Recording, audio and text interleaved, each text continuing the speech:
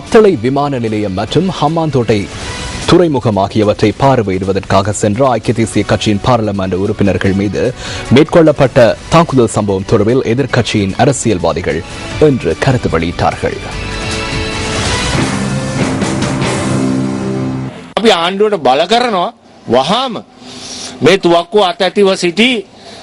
துப்பாக்கியுடன் வருகை தந்த அரசியல்வாதிகள் மற்றும் மக்கள் பிரதிநிதிகளுக்கு சவால் விடுத்த நபர்களை கைது செய்து சட்டத்திற்கு முன் நிறுத்துமாறு நாம் அரசாங்கத்திற்கு அழுத்தங்களை விடுக்கின்றோம். இது எமது வேலை திட்டத்தின் ஒரு பிரிவாகும் என்று கூறிக்கொள்ள விரும்புகின்றேன்.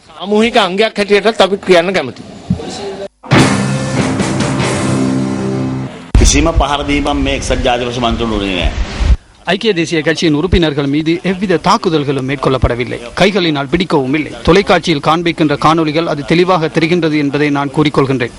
அவர்களின் பாதுகாப்புக்காகவே நான் சென்றேன். நான் எந்த ஒரு தவறையும் இழைக்கவில்லை. தோல்வியடைந்த உறுப்பினர்களை வருகை தந்தனர்.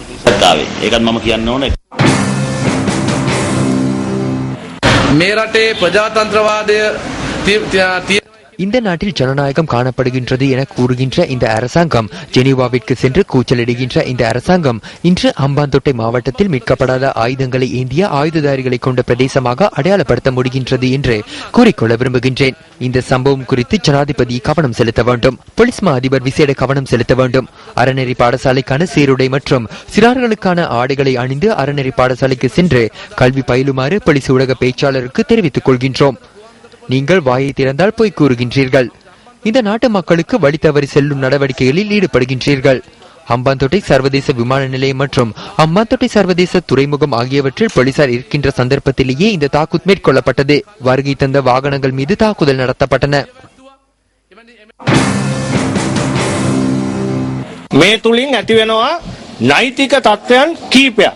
එකක් ගිනි අවියක් ළඟ තබාගෙන මහජන මන්ත්‍රීලාට අභියෝග.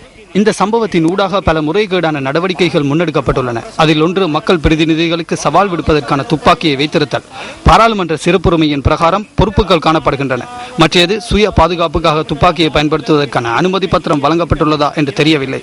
அரச நிறுவனம் ஒன்றுக்குள் செல்லும் போது அமைதியின்மையை ஏற்படுத்திய சம்பவத்திற்கு மத்தியில் ஹம்பாந்தோட்டை போலீஸ் நிலைய பொறுப்பதிகாரியின் செயற்பாடு ஆச்சரியப்பட தேவையில்லை. ஹம்பாந்தோட்டையில் பேய்கள் கற்பானதா என்று கேட்டால் புதுமைப்பட வேண்டியதில்லை.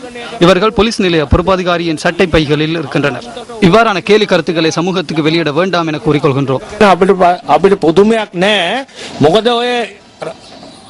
හම්බන්තොට යකා ඉන්නේ ඔය මේ OIC-ලාගේ සාක්කුවේ. என்னிடம் துப்பாக்கி இருந்த கதையொன்று உள்ளது.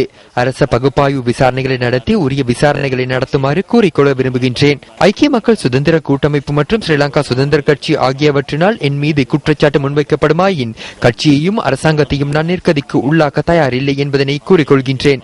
போலீசார் அந்த இடத்தில் செயற்படவில்லை என்று கூறுகின்றனர். அவர்களினால் அங்கு ஒன்றும் செய்ய முடியாத நிலைமை காணப்பட்டது. மிகவும் சிறந்த முறையில் உரையாடல்களை நடத்தி கைக்குலுக்கி அவர்களை நாம் வழி அனுப்பி வைத்தோம்.